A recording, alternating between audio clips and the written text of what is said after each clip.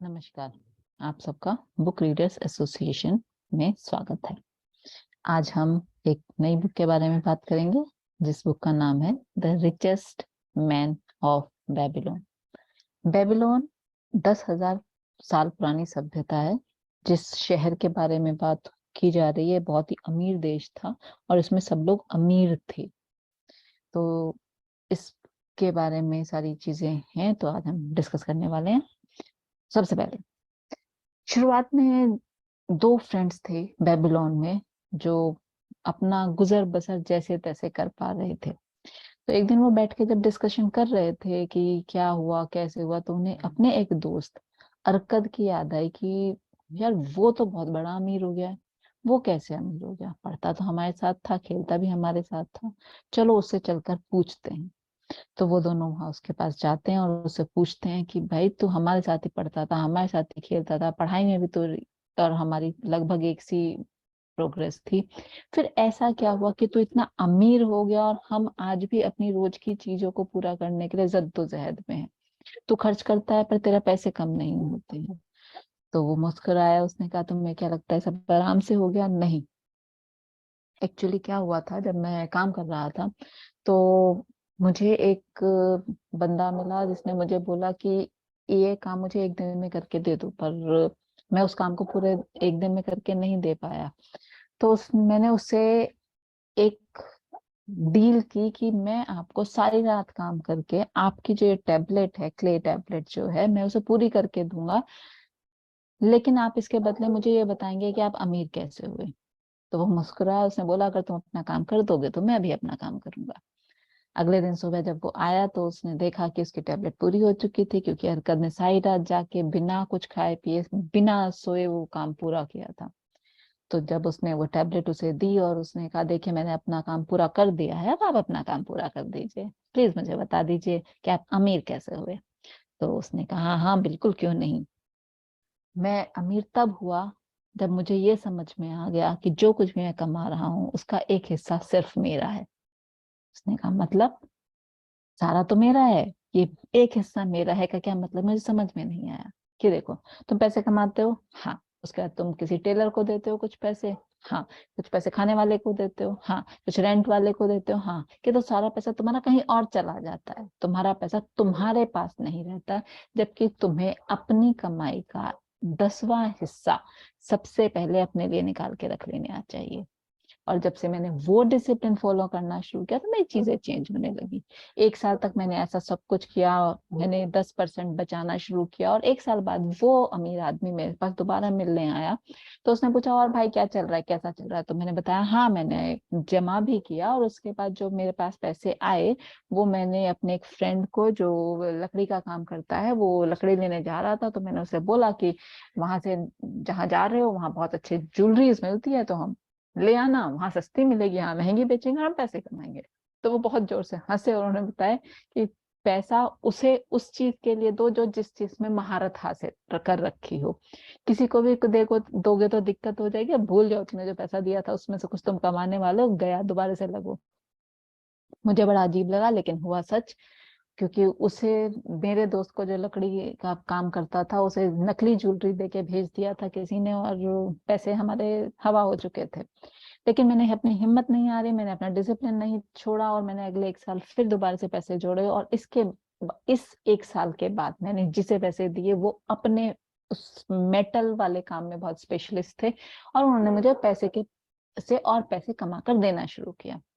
तो उसके बाद जब तीसरे साल जब वो अ, अमीर आदमी मेरे पास वापस आए तो ही वॉज, उन्होंने पूछा कि क्या हुआ कैसा रहा, तो मैंने बताया कि ऐसा ऐसा हो, तो वो बहुत खुश थे। और तब उन्होंने एक अपना ऑफर दिया कि मैं चाहूंगा कि क्योंकि तुम वेल्थ के सारे नियम समझ चुके हो, तुमने इनमें अपनी लाइफ में इम्बाइब कर लिया है, तुम मेरे साथ चलो और मेरी जायदाद को देखो, क्योंकि मेरे बच्चे वेल्थ की जो नियम है, डिसिप्लिन है, उसे नहीं समझ पा रहे हैं, वो सारा पैसा बर्बाद कर देंगे। उन्होंने मुझे पार्टनर बना लिया और मैं उनके साथ चला गया, और उसके बाद मैं वापस बेबीलोन में आके अच्छे से रह रहा हूँ उनके जाने के बाद। तो दोस्तों ने कहा यार तेरे तो मजे आ गए। तो उसने कहा कि नहीं नहीं, कुछ दोस्तों ने कहा बे यार ऐसे थोड़ी होता है, सबको थोड़ी अमीर आदमी मिल जाएगा। पर कुछ को ये चीज समझ में आ गई और कुछ ने उस पर काम करना शुरू कर दिया। ऐसे ही लगभग उसी टाइम पे उस बेबीलोन देश के राजा को उसके वजीर ने ये बताया कि जो पैसा है कुछ ही लोगों के पास सिमट कर रह गया है, बाकी लोग गरीब हो रहे हैं, तो इसके लिए हमें कुछ करना चाहिए। तो राजा ने पूछा क्या करें, कि जो सबसे अमीर आदमी है उसे पूछ लेते हैं, अगर वो तैयार है बाकी लोगों को ये बताने के लिए कि कैसे अमीर हुआ जा सकता है। तो उन्होंने कहा ठीक है। और वो सबसे अमीर आदमी कौन था? द अर्कद। तो उन्होंने उसे बुलाया, राजा ने पूछा कि भाई क्या तुम अपनी वेल्थ मैनेजमेंट की जो नॉलेज है, क्या ये विजडम तुम सबको बांटना चाहोगे? तो उसने कहा I will be very happy, और मेरे से ज्यादा खुश कोई नहीं होगा अगर मैं किसी और की इस तरह से हेल्प कर सकूं। तो उन्हें बड़ा अच्छा लगा। तो राजा ने बोला कि सब लोग आएंगे और वो हरकत पढ़ाएंगे और आप लोग पढ़ेंगे और अपनी चीज जिंदगी में अप्लाई करेंगे, क्योंकि हम ये चाहते हैं कि बेबीलोन सबसे वेल्दी देश बने। तो रोज आने लगे और वो रोज हरकत एक एक लेसन देते थे दुनिया को। तो सबसे पहला लेसन उन्होंने ये दिया कि जो भी अपना पैसा बढ़ाना चाहता है, अपने बटुए को पैसों से भरना चाहता है, तो वो 10 रुपए कमाएगा तो उसमें से सिर्फ 9 रुपए ही अपने खर्चे के लिए निकालेगा, एक सिक्का उसी में पड़ा रहने देगा। मतलब 10% you have to save without an exception, चाहे किसी की कितनी भी कमाई है, जितनी कमाई है उसका 10%। दूसरा, उन्होंने बताया कि अपने खर्चों पर थोड़ा सा नियंत्रण रखो, क्योंकि डिजायर्स का कोई लिमिटेशंस नहीं है। आज आप ये सोचोगे तो कल को दूसरा चीज का मन करेगा, परसों को तीसरी चीज का मन करेगा। अपनी जो आपने 10% हटा दिया है, उसके बाद जितना आपके पास बचता है उसमें से ही आपको खर्चा चलाना है, चाहे कुछ भी हो जाए। तो अपने डिजायर्स को लिमिटेशंस में रखें, अपनी चीजें संभाल के रखें, उस हिसाब से खर्च करें। तीसरी चीज, जो भी पैसा आप कमा रहे हैं, जो आप इकट्ठा कर रहे हैं, 10% 10% 10% इकट्ठा करके उसे आगे पैसा कमाने पर लगाइए, और जो उससे आए उसे भी दोबारा पैसा कमाने पर लगाइए, और जो तीसरी जनरेशन का पैसा आपके पास आ रहा हो उसे आप खर्च करिए, उससे पहले आप उसे खर्च नहीं कर सकते। उसके बाद उन्होंने बताया कि जो अपना पैसा है उसे गार्ड करना सीखिए, समझिए कि उसे सुरक्षा की जरूरत है। कहीं भी कैसे भी इन्वेस्ट मत कर दीजिए। इन्वेस्टमेंट करने से पहले लर्निंग लीजिए, या फिर उसे दीजिए जिसे उस क्षेत्र की नॉलेज है। एक चीज उन्होंने बताई कि अपने फ्यूचर इनकम को सिक्योर करिए। मतलब आज जो आप पैसा 10% उठा के दे रहे हैं, लेकिन इससे आगे फ्यूचर में जब आप इतना कमाने लायक नहीं बचेंगे तो कौन कमाएगा? और अपनी कमाई करने की एबिलिटी को बढ़ाइए। मतलब एक लेबर कल को मिस्त्री हो सकता है, मिस्त्री कल को ठेकेदार हो सकता है, ठेकेदार कल को उस और बड़ा ठेकेदार हो सकता है। तो अपनी एबिलिटी बढ़ाते रहिए, जितनी एबिलिटी है उस पर संतोष मत करिए। तो ये 7 नियम उन्होंने 7 दिनों में बताए। उसके बाद उन्होंने क्या किया, राजा ने बोला कि ऐसा करते हैं कि हम मिलना शुरू करते हैं, ओपन डिस्कशंस करेंगे, लोग बाग आएंगे, सीखेंगे, आप बताओगे तो सब बहुत अच्छी चीजें होंगी। तो ये एक सेशन का ओपन डिस्कशन का सेशन वहाँ बेबीलोन में ओपन शुरू हो गया। तो वहाँ पे लोग बाग आते थे। तो एक बार उन्होंने बताया कि जब मेरे पास बहुत सारे पैसे थे और ऐसा माना जा रहा था कि मैं अपने सारे पैसे अपने बच्चों को दूंगा, लेकिन मैंने अपने बेटे को एक थैली सोना और मेरी जो 5 लेसन्स थे वो उसे लिख के क्ले टैबलेट पे दिए, और उसे बोला 10 साल का टाइम मैं तुम्हें दे रहा हूँ, अगर तुम इससे इतने ही पैसे बचा पाए और अपनी जिंदगी शुरू कर पाए और 10 साल बाद हम मिलेंगे, अगर ऐसा हो पाया तो मेरी सारी जो पैसा है वो तुम्हारा होगा, अदरवाइज तुम उसके वर्थ नहीं हो तो मैं ये दान कर दूंगा। तो बेटे ने किया, वो 10 साल बाद आया और 10 साल के बाद उसने अपने स्ट्रगल्स बताए, उसने क्या किया, क्यों पैसा तो आराम से चला गया था, लेकिन वो 5 लर्निंग्स जो थी, जो उसके पिताजी ने उसे लिख कर दी थी, उनकी वजह से वो दोबारा से पैसा इकट्ठा कर पाया। और फिर उसने आके एक थैली के बदले 3 थैलियां सोने की दी, और उसके पिताजी ने उसे अपनी सारी वेल्थ दे दी कि अब तुम टेक केयर कर सकते हो। इन्हीं ओपन डिस्कशंस में एक दिन निकल कर आया कि अपॉर्चुनिटी किसी का वेट नहीं करती, अपॉर्चुनिटी आती है, आप राइट टाइम पे ग्रैब कर लेते हो तो अपॉर्चुनिटी आपकी होती है, वरना किसी और की हो जाती है। मतलब man of action are favoured by goddess of good luck. हम आमतौर पर कहते हैं पता है वो उसका गुड लक बहुत अच्छा है, गुड लक तो गुड लक है, पर गुड लक बहुत अच्छा है क्योंकि कहीं भी हाथ डालता है उसका नहीं। वो मैन ऑफ एक्शन है, वो काम करना जानता है, और जो काम करता है उसके पास गुड लक खुद चल कर आता है। ये सच्चाई है। इसके लिए 5 लॉज ऑफ गोल्ड उन्होंने बताए हैं। सबसे पहले 10% अपने फ्यूचर के लिए सेव करिए। दूसरा, गोल्ड उसके पास रुकेगा जो उसे मल्टीप्लाई और प्रॉफिटेबल कंडीशन में रखेगा। तीसरा, जो उसे इन्वेस्ट करेगा। चौथा, सोना उसके पास नहीं रुकेगा जो उसे ढंग से यूज करना नहीं जानता। पांचवा, उसके पास भी नहीं रुकेगा जो फोर्सफुली उससे अर्निंग करने की कोशिश करेगा, मतलब रेस में लगा दिया या जुए में लगा दिया या गेम में लगा दिया, उसके पास पैसा नहीं रुकेगा। तो 5 नियम उन्होंने उसकी ओपन डिस्कशन में बताए। ऐसे ही इस बुक में बहुत सारे जो, क्योंकि बहुत सारी लर्निंग्स बेबीलोन के अलग अलग लोगों के द्वारा ली हुई बताई गई हैं, तो इसमें एक है गोल्ड लेंडर ऑफ बेबीलोन की। एक बंदा था जो गोल्ड लैंड करता था दुनिया को, कि अगर किसी को जरूरत है तो वो पैसा उधारी ले जा सकता है।